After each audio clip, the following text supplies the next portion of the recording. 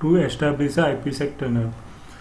If we have to establish a IPsec tunnel, then we have to require a protocol like IKE, Internet Key Exchange, and we have for a build IPsec tunnel we have two phases: IKE 1 phase 1 and IKE phase 2. Let's discuss with the IKE phase 1 what happened in IKE phase 1. Two peers will be negotiate about the encryption, authentication, hashing, and other protocols, and establish the Internet Security Association and Key Management Protocol session. IKE phase 1 is only for used for management traffic. We use this tunnel as a secure method to establish second tunnel called IKE phase 2 tunnel. So IPsec tunnel for the management like keep alive. So we can see that IKE phase 1 tunnel in image.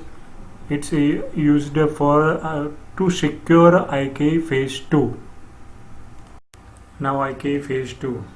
So once IKE phase 1 is complete, we have IKE phase 2 that we can use to protect our data. This user data will be sent through IKE phase 2.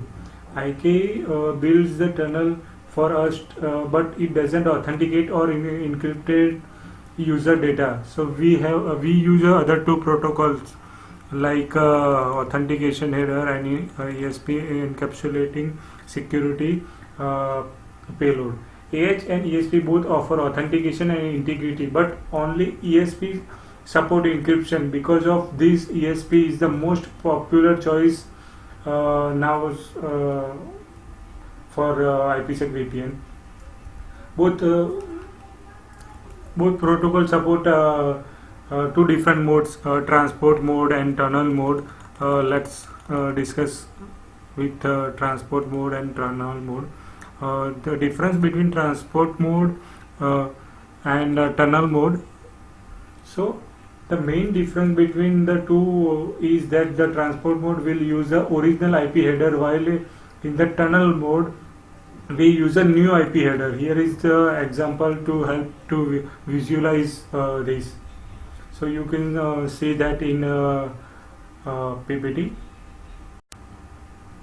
Transport mode is often between two devices that we want to protect some insecure traffic, for example telnet traffic.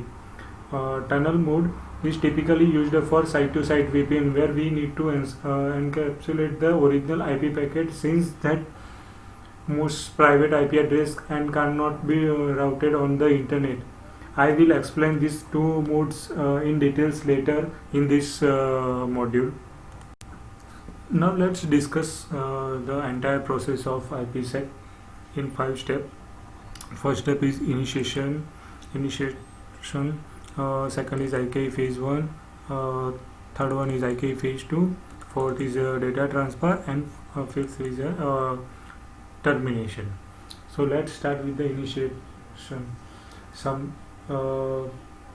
For example, when we are configuring IPsec on firewall, used to access list to tell the firewall what data need to protect. When the router or firewall receive something matches to access list, it will start the IKE process. It's also possible to manually initiate the tunnel. So it's in first step, it's determine the what or which traffic will be encrypted in the tunnel. And the second step is IKE phase 1. In IKE phase 1, we negotiate the security association to build the IKE phase 1 tunnel. And the third step is the IKE phase 2.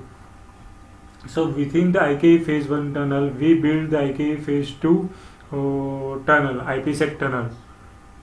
And the fourth one is a data transfer. So we protect our user data by sending it through IKE phase 2 tunnel. And last one is termination. When there is no user data to protect, then IPsec tunnel will be terminated after a while.